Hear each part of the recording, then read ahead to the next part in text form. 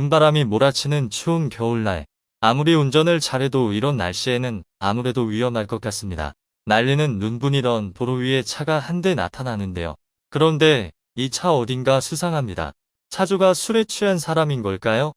자꾸 비틀거리며 차선을 벗어나고 있습니다. 그러던 중 무슨 일인지 차가 멈춰버리고 마는데요. 이때 뒤를 따라오던 차에서 남자가 내려 앞차로 다가갑니다.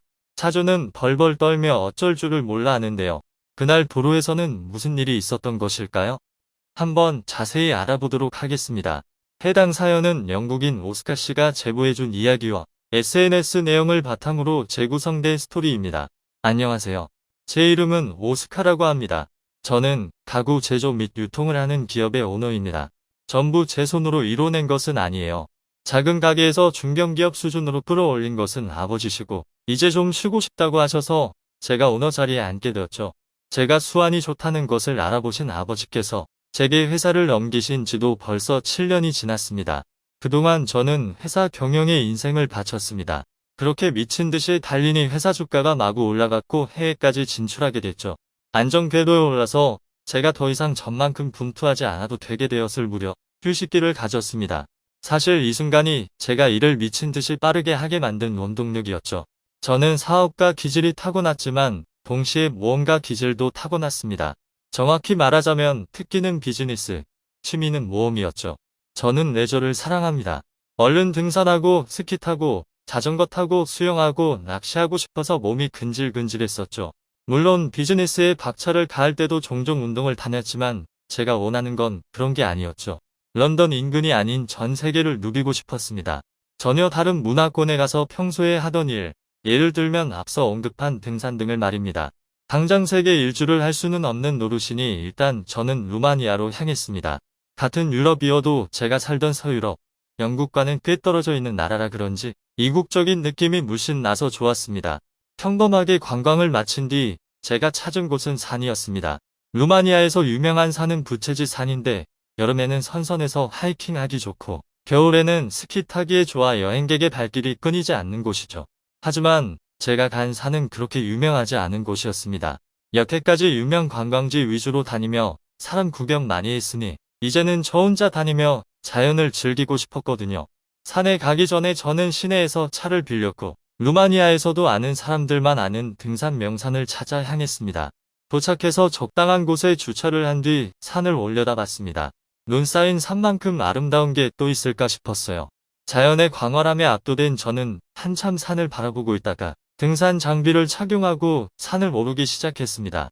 등산로에 저 말고는 아무도 없어서 만족스러웠습니다.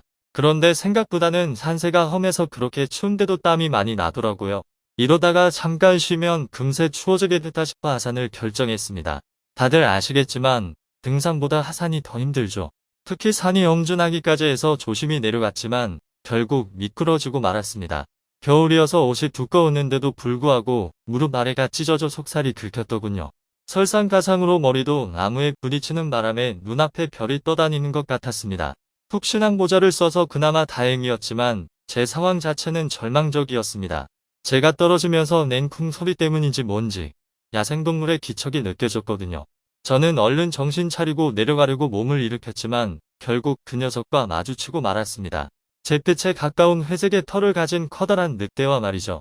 늑대는 보통 산에 살아도 산에 있는 평원을 누빌 텐데 왜 그런 곳에서 마주쳤는지 이해가 되지 않았습니다. 작은 늑대였다면 그나마 나았을 텐데 참 공교롭게도 그 녀석은 다 큰 수컷 늑대 중에서도 특히 더 큰 늑대처럼 보였습니다. 제 키가 180cm인데 저보다 더 커 보였거든요. 야생에서 맹수를 만난 건 처음이라 당황스러웠습니다.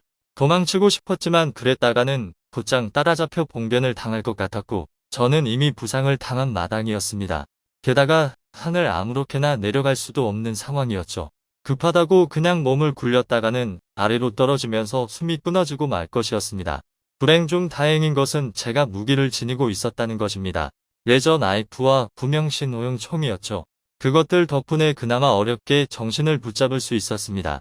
위력적인 총은 아니었지만 그래도 이거라도 쏘면 어떻게든 타격을 줄 수 있을 것 같았죠. 하지만 섣불리 행동하지 않았어요. 늑대를 흥분시키고 싶지 않았거든요.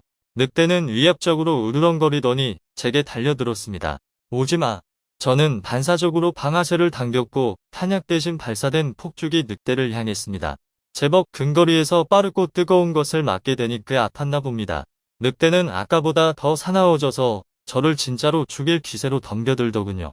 늑대의 스피드가 워낙 빨라 저는 덮쳐오는 늑대에게 깔려버렸습니다. 늑대를 밀어내기 위해 손을 뻗었는데 늑대가 제 손을 세게 깨물었어요. 저는 비명을 질렀죠. 느껴온 적 없는 수준의 고통이었거든요. 늑대는 놓아주지 않고 몇 차례나 더 잘근거렸습니다. 정신이 혼미해진 저는 총을 몇 발 더 쐈고 온전한 오른손을 사용해 주머니에 있던 나이프를 꺼내 녀석을 마구잡이로 찔러댔죠. 나이프가 그런대로 길어서 녀석에게 타격을 줄 수 있었습니다. 쉬지 않고 찔러대기를 반복하니 녀석도 주춤했습니다. 그때 눈을 향해 총을 쏴서 명중시키니 녀석이 고통스러워하며 떨어졌습니다.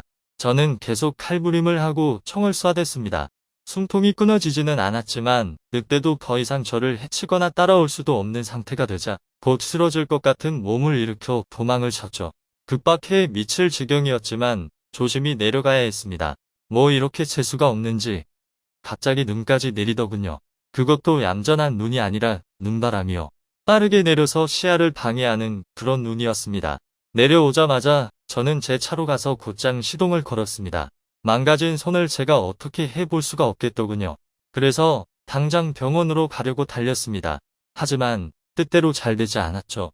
한 손으로 운전하는데 고통이 커서 정신 지탱하기가 힘들었거든요. 제가 받은 정신적 충격도 상당했고요. 게다가 날리는 눈 때문에 시야도 확보가 안 됐죠. 그래서 운전을 제대로 하지 못했습니다. 차선을 자꾸 벗어나며 비틀비틀거렸죠. 누가 보면 술 취해서 운전하는 중이라고 할 것 같았어요. 그러다가 결국 가드레일에 차를 박아버렸습니다. 그 순간 저는 멘탈이 터져버렸습니다. 하지만 떨고 있을 수만은 없는 터라 어떻게든 다시 운전을 하던지 누구에게라도 연락을 취해야 했죠. 휴대폰을 짚는 순간 똑똑 소리가 났습니다. 누군가가 차창을 두드린 거였는데요.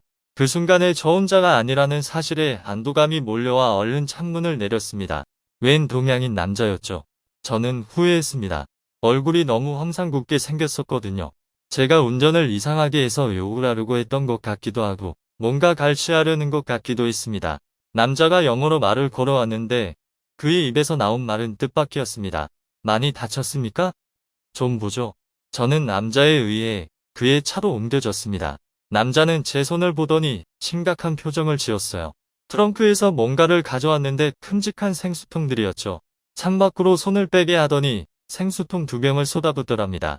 그리고 곧장 차에 올라탄 남자는 제 손을 붕대로 감아주었지만 제가 봐도 제 손이 처참해서 회생이 될 것 같지는 않았어요. 어떻게든 응급처치를 하고 남자는 빠르게 달려서 저를 병원으로 데려다줬습니다.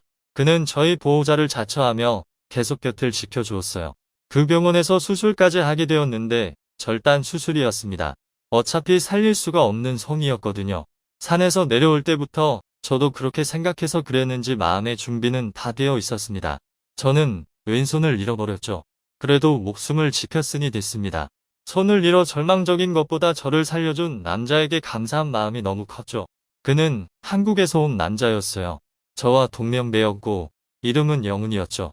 저는 영훈에게 너무 고맙다고 이 은혜는 꼭 갚겠다고 계속 이야기했지만 영훈은 별말 없었습니다. 대신 저에게 연락처를 달라고 하더군요. 저는 순순히 연락처를 주었고 며칠 뒤 영국으로 돌아가려 했습니다. 영훈은 떠나기 전에 한번 만나자고 해서 공항에 있는 부쿠레슈티의 한 식당에서 약속을 잡았죠. 식사를 주문하기도 전에 영훈이 제게 웬 상자를 건네는 겁니다. 열어보니 뭐가 들어있었는 줄 아세요? 바로 의수였습니다. 영훈은 의적을 만드는 일을 하는 사람이었던 거예요. 어쩐지 병원에 있는 동안 제 팔목을 잡아보거나 오른손을 만져보더니 제 오른손과 거의 똑같은 크기와 생김새의 의수를 가져왔더라고요. 저는 딱히 개의치 않고 왼손이 없는 채로 다닐 작정이었지만 영훈의 마음이 너무 고마워서 매일같이 끼고 다닙니다. 딱 잘 때만 빼요. 저는 영훈에게 영국으로 오라고 했습니다. 실력도 좋은 것 같으니까 제대로 된 의수 제작 업체를 소개시켜주겠다고 말이죠. 꼭 의수가 아니더라도 영훈은 손재주가 굉장하니 어디든 바로 들어갈 수 있게 해주겠다고 했습니다. 처음에 영훈은 거절했지만 제가 끊임없이 권유해서 진지하게 고민하는 중이라고 합니다.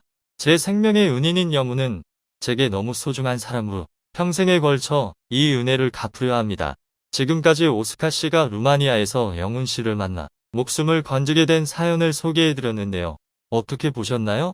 클립 뉴스에서는 여러분의 사연을 기다리고 있으니 소개해주고 싶은 사연이 있으시면 언제든 제보 바랍니다.